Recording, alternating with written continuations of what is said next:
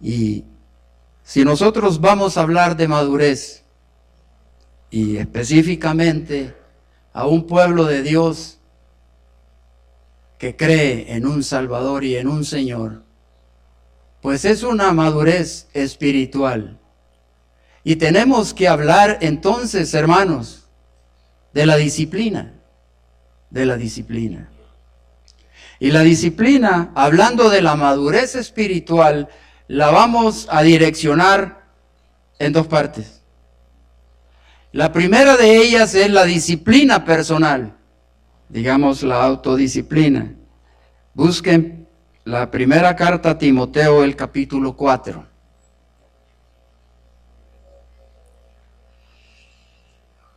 Primera carta a Timoteo, el capítulo 4.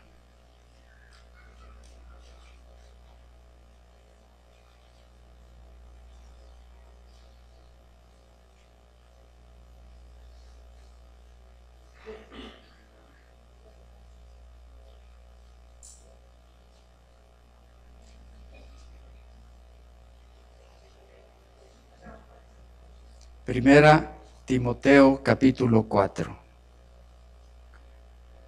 Bueno, ya casi todos lo tienen. Dice el versículo 7, hay una frase ahí que tiene que ver con la disciplina personal, con la decisión nuestra. Ejercítate para la piedad. Ejercítate para la piedad. Y esto es a través de la autodisciplina, hermano. Hay una instrucción aquí del apóstol Pablo para el siervo Timoteo, que se ponga firme, que haga el ejercicio que se necesite para ser un hombre piadoso. Y es que los discípulos de Jesucristo debemos tener una disciplina, hermanos. ¿Por qué? Porque cae por su peso. Yo sigo a un líder, sigo a un Señor, sigo a un Salvador. Es imposible que yo pueda seguir a alguien sin tener una disciplina. No puedo andar ahí como decían en los tiempos pasados. Ahora ya no, ¿verdad? Decían, bueno, este anda como un macho sin dueño. Ahora diría un carro sin dueño. Hay que tener disciplina como un discípulo de Jesucristo. Porque sin disciplina, hermanos, no hay posibilidad de aprender. Uno no puede avanzar en cualquier área de la vida. Aquí hay hombres y mujeres que se han dedicado al comercio, que han levantado sus hogares. Hay familias aquí numerosas que han sabido dirigir a sus hijos. Y hay hombres y mujeres jóvenes que están empeñados en alcanzar sus metas. No puede avanzar y alcanzar una meta un padre de familia, un pastor de una iglesia, un grupo de hermanos encargados de discipular, un hijo sujeto a sus padres. No podemos alcanzar ninguna de esas metas en cualquier área de la vida si no nos disciplinamos, ¿no es cierto?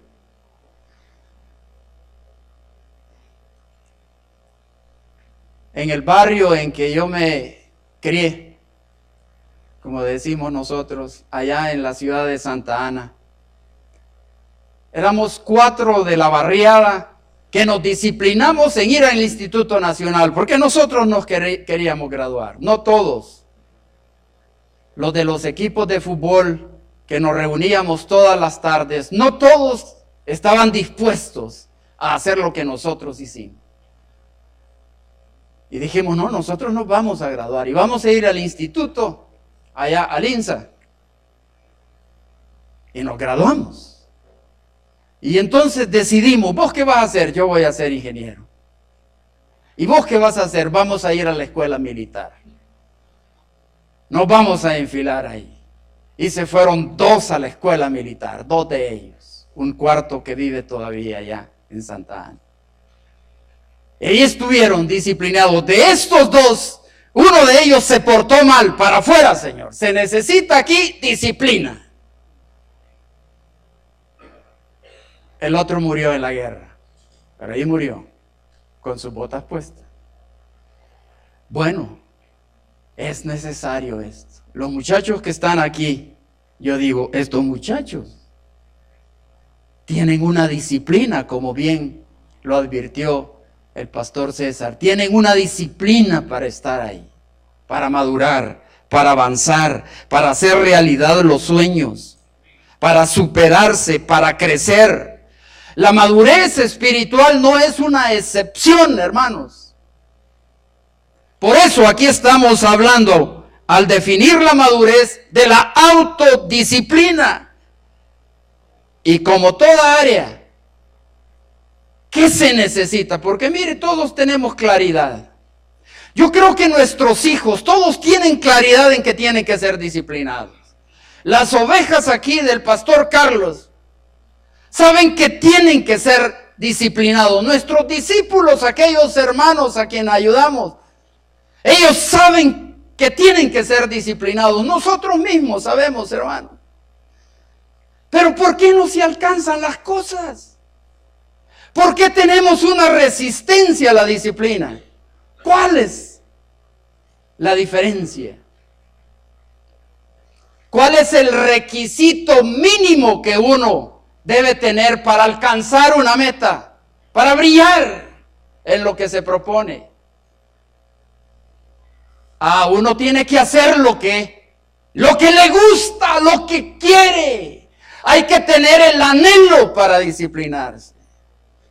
Allá nosotros en la barriada, en aquel tiempo cuando eran los famosos, ya ni me acuerdo cómo se llaman, los exámenes final, ahora se llama PAES, ¿cómo se llamaban antes? Los privados, no de libertad, ¿verdad? Pero los privados.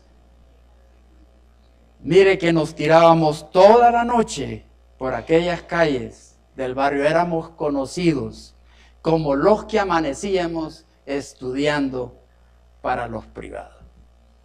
No les digo la nota que nos sacamos. No se las digo. Disciplina. Y que teníamos el anhelo. Si uno no tiene el anhelo de madurar espiritualmente, es difícil, hermano.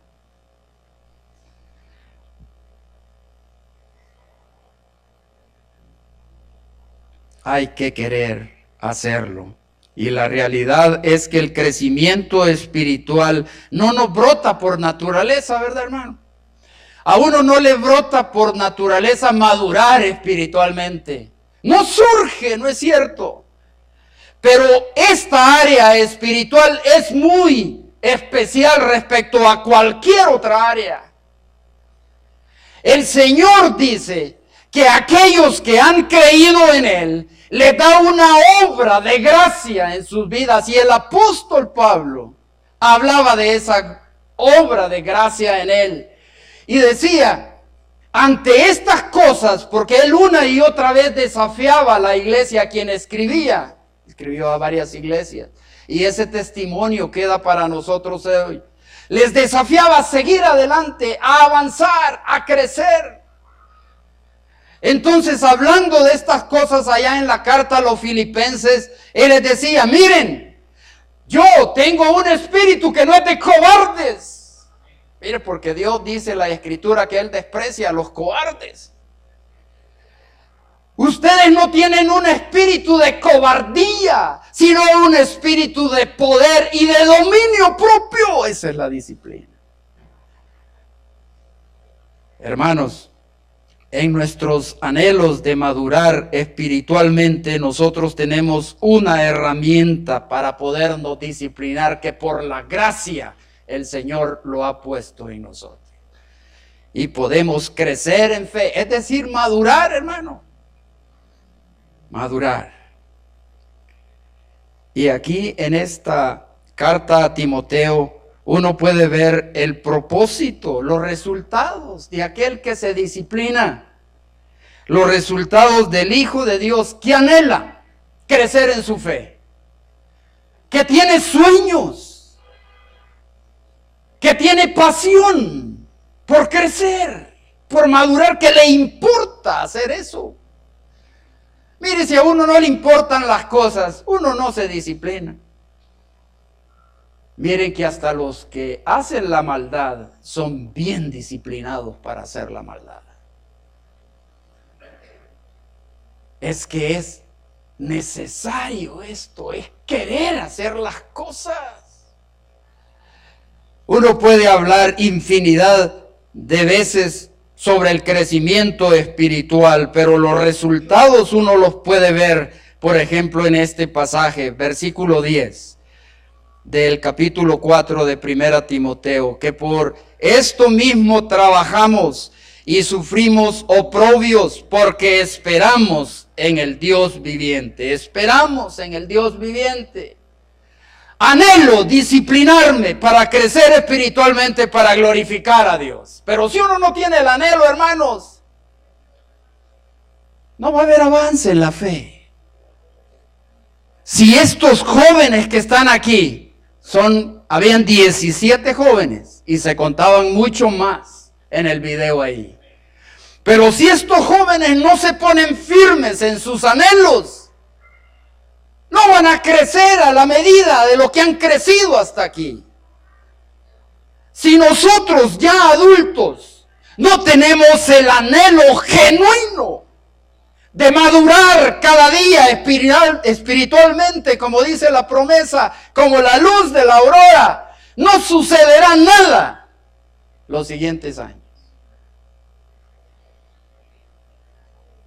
Y dan buen testimonio, dice el versículo 2 y el versículo 16, mire, hablando de ser ejemplo, de ser ejemplo. Si como discípulos de Jesucristo no tenemos este anhelo, no hay oportunidad de crecer. Mire, el tiempo pasa, cada año es más acelerado. ¿Por qué? Porque las tareas en la vida se han multiplicado. Y al multiplicarse las tareas en la vida, sentimos que el tiempo se acorta.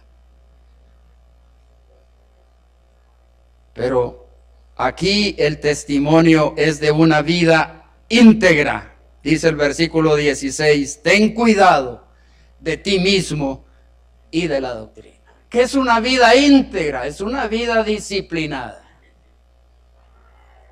Mire, yo puedo tener una vida íntegra aquí con ustedes, porque tengo testigos que prueban de mi fe. Y yo tengo cuidado aquí. Tengo cuidado lo que digo. Soy amable.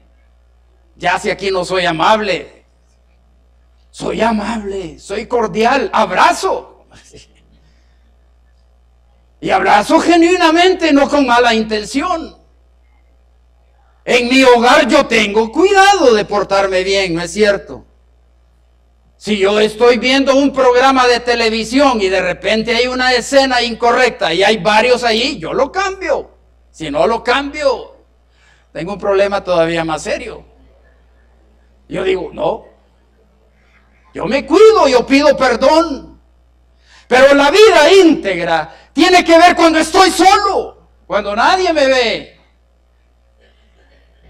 Porque ahí yo debo recordar que debo disciplinarme para crecer y dar un testimonio como el Señor quiere. Porque ahí cuando solo estoy o cuando no hay un testigo acerca de mi fe, ¿cuál es el mayor testigo que me ve? Dios mismo. Y esa es la integridad. Y uno dice, no, Dios me ve.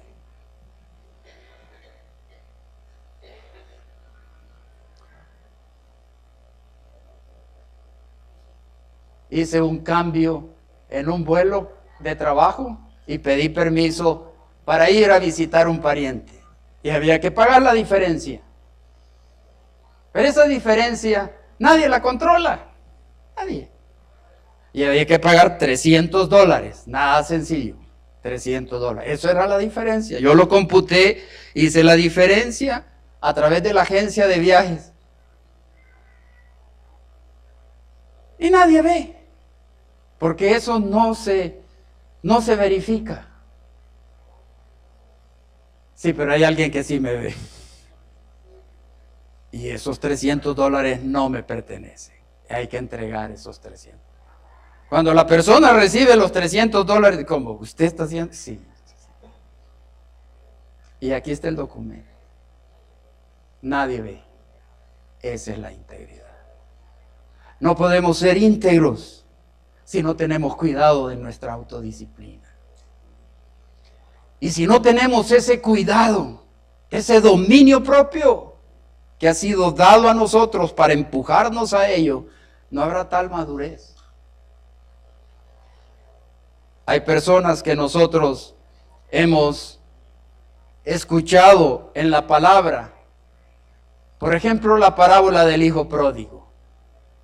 Él era lícito hasta cierto punto que su padre le diera lo que a él le pertenecía, dice la parábola. Así es que él hizo lo que era lícito. Es lícito hacer esta cosa, ¿por qué no, pues? Pero aquella cosa que era lícito hacerlo, le condujo a una vida indisciplinada. Y nosotros conocemos a través de la parábola el resultado. Cuando uno está pequeño y le cuentan la historia de Jonás, uno queda con los ojos así, miren. Úpale. Este es el Dios de la Biblia. Este es el Dios de la Biblia. Y uno de niño capta aquello y lo marca para toda la vida. Cuando a uno le cuentan la historia de Sansón, uno queda de una pieza y dice, yo no quiero que me quiten los ojos. Todas estas escuelas dominicales donde cada uno de nosotros hemos servido, donde ustedes sirven, eso impacta en el corazón de un niño. ¿Cómo no tenemos idea? Yo estuve ahí desde la sala cuna y yo sé lo que significa eso. Y allí nos contaban la historia de David. Miren lo que le pasó por andar viendo por la ventana. Pues cuando nos daban el silabario, ¿se acuerdan del silabario? También en la escuela uno lo marcan las historias que le cuentan. Estaba la fábula de la cigarra y la hormiga. ¿Se acuerdan de eso? Cigarra le decían. Bueno, es la chicharra para nosotros. Quizás algún mexicano había hecho la historia. Y se cuenta que estos dos animalitos, en el verano la hormiguita trabajando, disciplinada. Ustedes ven a la hormiguita, una tras otra. Y el que se mete en el paso de ellas, una tras otra, ordenadamente, no van desordenadas. Mientras la cigarra pasaba tocando el violín en todo el verano, ¿verdad? Cantando. Así decía la fábula. Y la hormiga trabajando allá en el mundo bajo, llevando comida a su cueva. Y cuando vino el invierno, la cigarra dejó de cantar con el violín y de parrandear. ¿Les es familiar este verbo? De parrandear. De hacer lo que le da la regalada gana, de darle libertad al cuerpo. Así dice uno, ¿verdad? Es que si estás joven, dale libertad al cuerpo, hombre. Ya cuando estés viejo, empezás a madurar espiritualmente. Y uno ve que cuando está viejo ya las fuerzas no son las mismas. Y entonces cuando vino el invierno, la indisciplinada quedó como queda siempre cuando viene la tormenta. Y la hormiguita se refugió, allí tenía comida suficiente, una vida disciplinada. Decía el apóstol Pablo, para concluir esta primera parte, hablando un poco más acerca de la disciplina. Miren que cuando uno lee acerca de nuestro hermano Pablo, el de la Escritura, uno dice, este tipo se fajaba en disciplinarse a sí mismo, en contenerse. Y dice él, por ejemplo, no lo busquen, en 1 Corintios 9:27, sino que golpeo mi cuerpo y lo pongo en servidumbre, no sea que habiendo sido heraldo para otros, yo mismo venga a ser eliminado. Es decir, yo mismo pierda el concepto de lo que es crecer personalmente en la fe y empiece a predicar, a hablar, a enseñar, a exhortar, a decir, a conducir, a guiar a otros. Y yo mismo, dice él, pierda el carácter disciplinado y venga a ser eliminado de un crecimiento personal.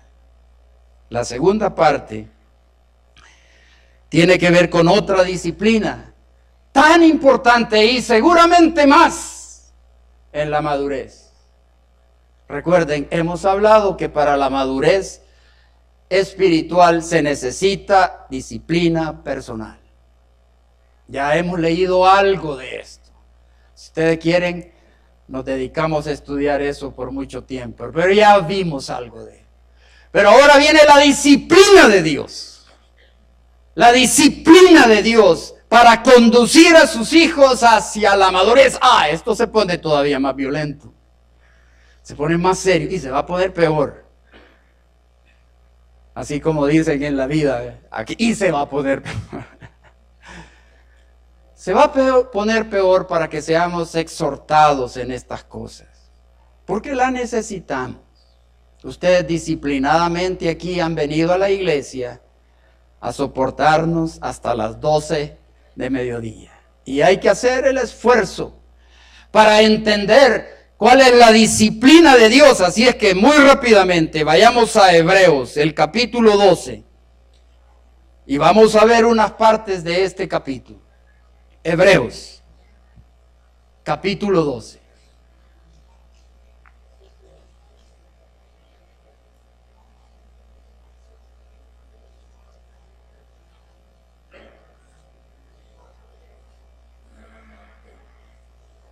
Es de los últimos libros allá en la Biblia.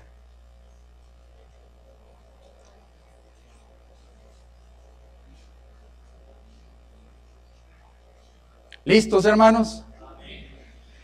Bueno, mire, dice Hebreos ahí, hablando de la disciplina de Dios, en el versículo 7. Ya vimos una frase allá extraída de la Escritura: ejercítate para la piedad. Esa es la disciplina personal. Ejercítate para la piedad, para la devoción a Dios. Haz ejercicio, disciplínate para la piedad. Aquí, en el versículo 7 del capítulo 2, la frase cuando hablamos de la disciplina de Dios es: si soportáis la disciplina.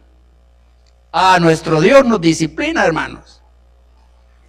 Mire que estaba hablando de este principio, Hebreos 12, versículo 17, 12, 1, 2, versículo 17. Y estaba hablando, versículo 7, y estaba hablando acerca de esto, y yo hacía en forma retórica tratando de hacer reaccionar a la pequeña congregación con la que compartíamos. Y les decía: y nosotros tenemos un Dios que le encanta que suframos. Amén, decía. Yo volví a decir, ¿verdad? Y tenemos un Dios, que el Dios de la palabra es un Dios que le encanta vernos sufrir. Amén, decía él. Y no lo pude sacar de ahí. Y miren, yo hacía esto porque hace poco estuve viendo una entrevista de un hombre que decía: el Dios que profesan los cristianos, yo no puedo creer en él, porque ellos dicen que es un Dios que le encanta ver sufrir a sus hijos. Y a veces nos equivocamos, así como el hermano, a todo le decía amén. No sé si al final el hermano llegó a tierra.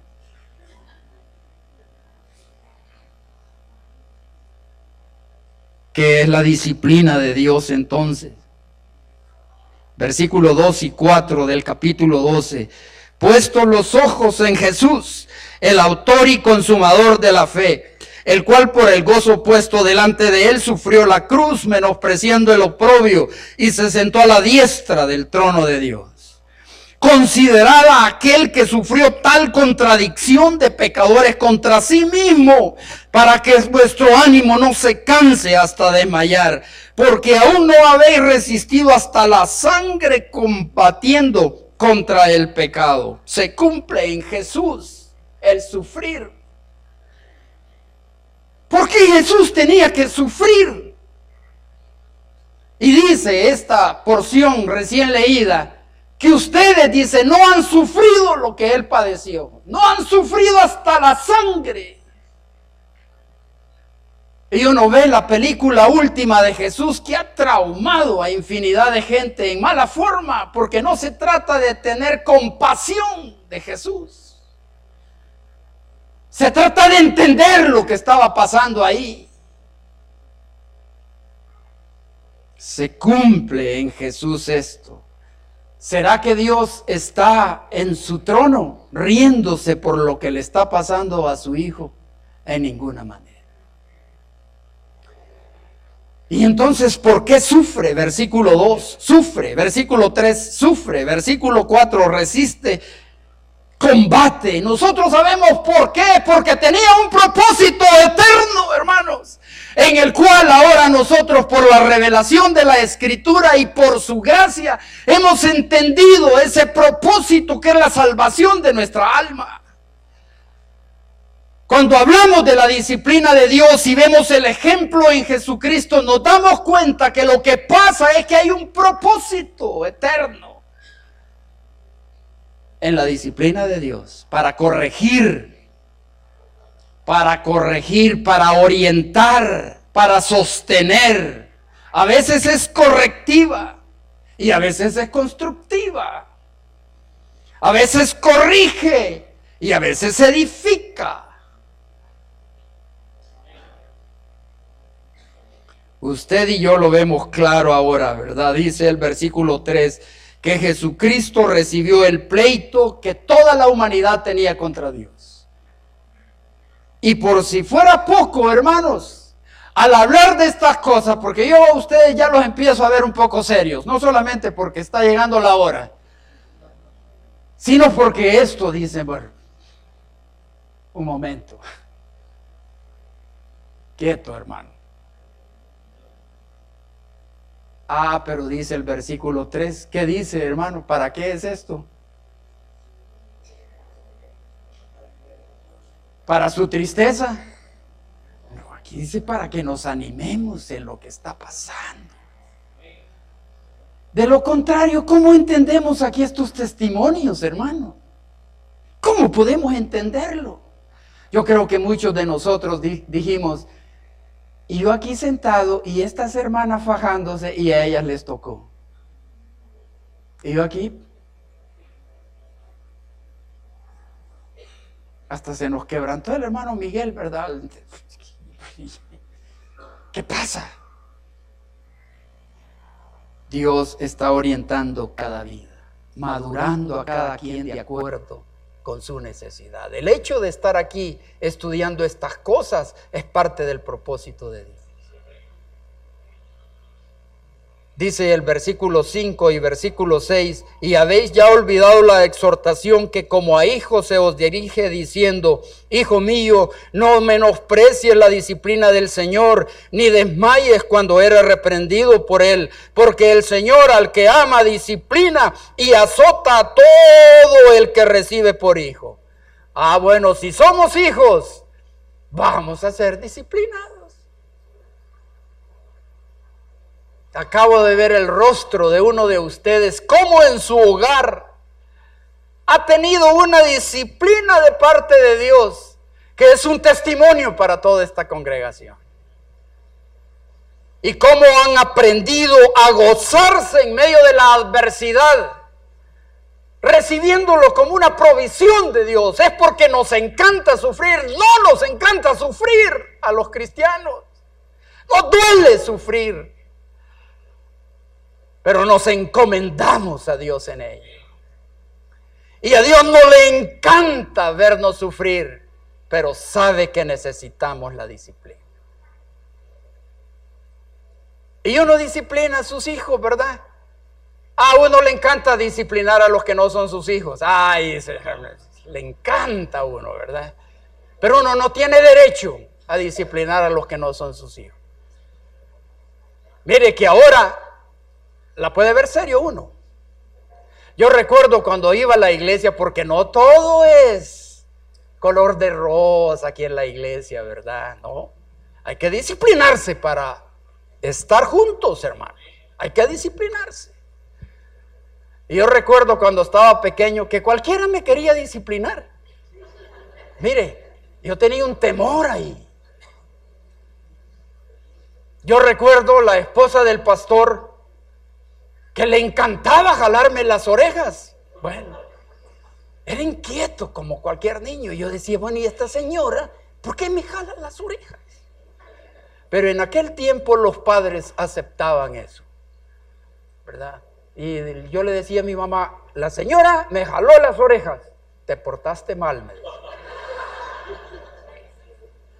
Ah, sí.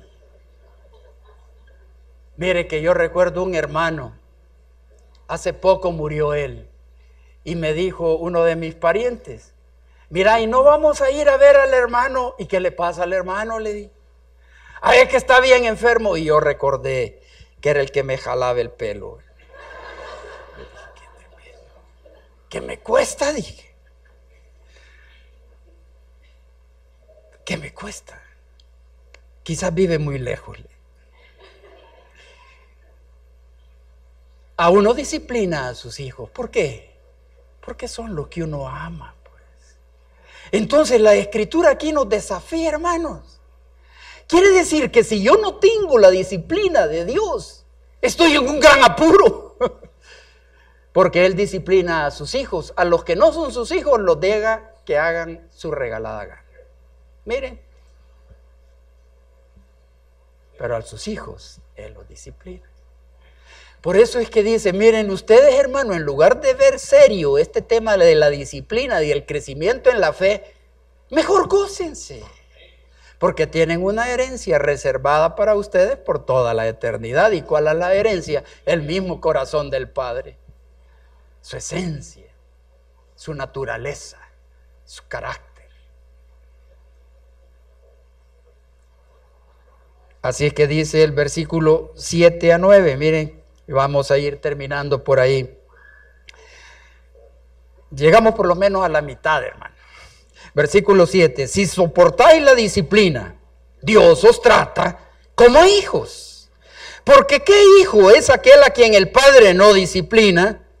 Pero si se os deja sin disciplina, de la cual todos han sido participantes, entonces... ¿y ustedes qué son, hermanos? ¿Qué somos nosotros? Hijos. Entonces vamos a hacer disciplina, ¿verdad? Eso es. No, Señor, yo me voy a poner firme. Eso es. Yo me voy a poner firme. Ya escuché aquí que me debo ejercitar en la piedad. Esto es en la disciplina espiritual. Y que debo resistir la disciplina de Dios. Lo voy a hacer, Señor, porque yo soy tu hijo. Yo soy tu hijo. Por otra parte, dice el versículo 9, tuvimos a nuestros padres terrenales que nos disciplinaban y los venerábamos. Bueno, ¿por qué no obedeceremos mucho mejor al Padre? ¿Verdad? Mire, con toda la imperfección de nuestros padres, que yo recuerdo mi madre, viuda, ¿verdad? Viuda. Con una camándula de hijos ahí, ¿verdad? Bien ocupado mi papá. 11 hijos. Nunca me asusté yo como ustedes, hermano. Ni mucho menos nuestra madre. Ni mucho menos ahí dándole. Tratando de sacar adelante la tribu, ¿verdad? Dándole. Imperfecta. Yo le preguntaba, bueno, mamá, y usted le decía, ¿a qué grado llegó? Allá nunca pasábamos de grado, me dice. En el mismo grado estábamos siempre. Y a los 15 años, a atender todos los jornaleros, a los 15, a los 12 años, además de ir a la escuelita a aprender a leer y a escribir. Tenía que atender a todos los jornaleros que les daban el almuerzo y ella era la responsable de hacer la comida y llevarla hasta la montaña. Primer grado nomás, ¿verdad? Decía ella, aquí les mando estas cartas, algunas de esas cartas las tengo ahí guardadas, no las veo todo el tiempo porque es una cosa muy difícil. Pero ahí están, aquí te mando estos garabatos, me decía, a ver si me entendés, ¿verdad? Así somos los padres imperfectos en muchas cosas y así disciplinamos. Y tantos errores que seguramente mi madre se arrepentía de haberlas cometido. Así los padres en esta tierra, ¿verdad? Hemos cometido tantos errores, pero los respetamos. Yo creo que muchos de nosotros que ya no tenemos a nuestros padres, quisiéramos que estuvieran aquí y les diéramos las gracias por la manera en que nos disciplinaron. En medio de toda su imperfección, pues así. Terminamos aquí con este versículo diciendo, bueno, si a ellos que son tan imperfectos, ustedes les veneran, es decir, les respetan, les tienen en alta estima, ¿cómo entonces ustedes no aprecian la disciplina del Padre de los Espíritus, es decir, el Padre eterno? Y viviremos porque Él da vida para todo aquel que está con Él. Así es que esta es la exhortación en esta mañana, hermanos. Vamos a terminar aquí, encomendándonos al Señor en esta área, ¿verdad? Dos frases, miren, cuando hablamos de la madurez espiritual. La de 1 Timoteo, en el capítulo 4, ejercítense en la piedad. Y la de Hebreos 12:7, que dice, soporten la disciplina. Y yo digo que a la luz de lo poco que hemos meditado aquí, ¿verdad? Unos minutos traerá bendición para nuestras vidas, hermanos, para nuestros hogares, para la iglesia y para esta nación que necesita de nosotros. Oremos al Señor. Gracias, Señor, por este tiempo que nos das, por la bendición de tener hombres y mujeres que buscan conocer más de ti, fortalecer sus convicciones de fe.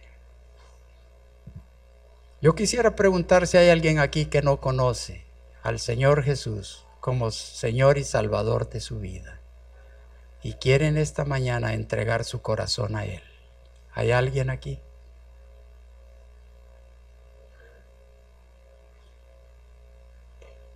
Puestos en pie, hermanos.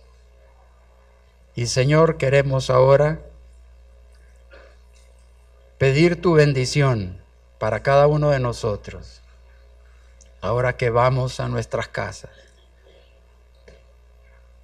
Que la bendición tuya sea no solamente con nosotros, sino con los que están en casa. Que tú sanes al que está enfermo ahí. Que tú levantes al caído. Que tú atraigas al rebelde.